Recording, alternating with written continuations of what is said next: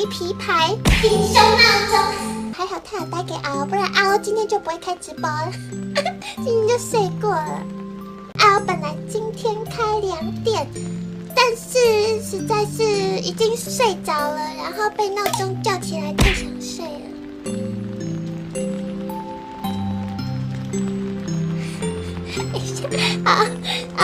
坐在床上真的是会睡着是在睡觉还是聊天？